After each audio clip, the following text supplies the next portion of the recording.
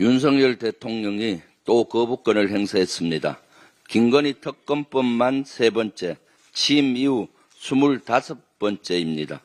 대한민국 역대 대통령 가운데 이승만 전 대통령 다음으로 가장 많습니다.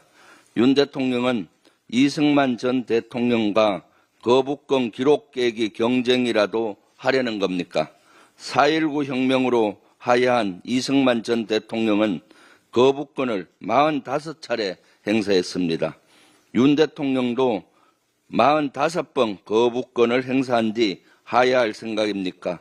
그렇다면 지금 당장 물러나는 게 맞습니다. 재임 기간을 고려하면 윤 대통령의 거부권 행사가 가장 많기 때문입니다. 이승만 대통령은 1년에 평균 약 4회, 윤 대통령은 10회에 이릅니다. 물론 비단 숫자가 중요한 것은 아닙니다. 역대 대통령 가운데 본인과 가족을 대상으로 한 특검을 거부한 사람은 윤 대통령이 유일합니다. 또한 대통령이 반복적으로 거부권을 행사하는 것은 의회 민주주의의 근간을 흔드는 매우 부적절한 행위입니다. 민의를 거역한 대통령의 만료가 어쨌는지 국민 모두가 기억하고 있습니다. 이제 공은 국민의힘으로 넘어갔습니다. 한가하게 집안싸움이나 할 때가 아닙니다. 국민과 함께 진실의 길로 나아갈지 윤석열 정권과 함께 공멸할지 선택하기 바랍니다. 사도광산 추도식과 관련한 비판이 거세지고 있습니다.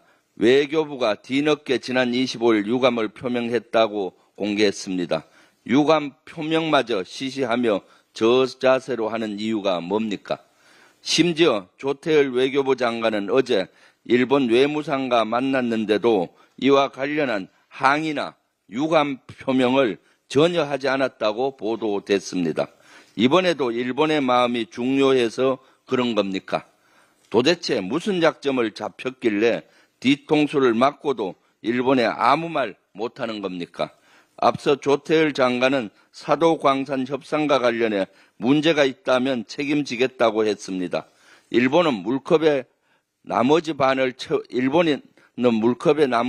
채워주기는커녕 차 있던 반잔의 물마저 엎어버렸습니다.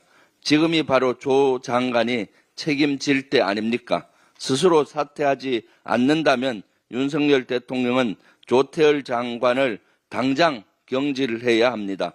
그리고 당장 일본의 사과를 받아내십시오. 그것만이 짓밟힌 국민의 자존심을 회복하는 길입니다. 그것만이 사도광산 추도식으로 상처 입은 피해자 유족들께 국가의 책임을 다하는 것입니다. 국민의힘 당원 게시판 논란으로 시작된 국민의힘 집안 싸움이 참으로 가관입니다.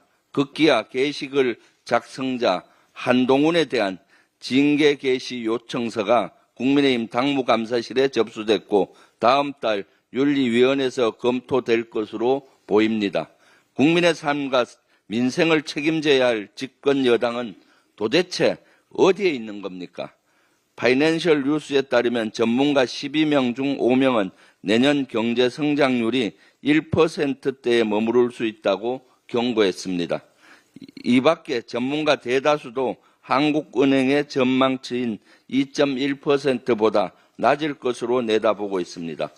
통계청 따르면 청년 일자리 신규 채용도 역대 최소치를 기록했습니다. 윤석열 정부도 모자라 국민의힘까지 경제와 민생은 내팽개친 모습입니다. 국민의 삶을 외면한 채 내부 싸움에만 몰두하는 집권 여당을 국민은 더 이상 용납하지 않을 것입니다. 이상입니다.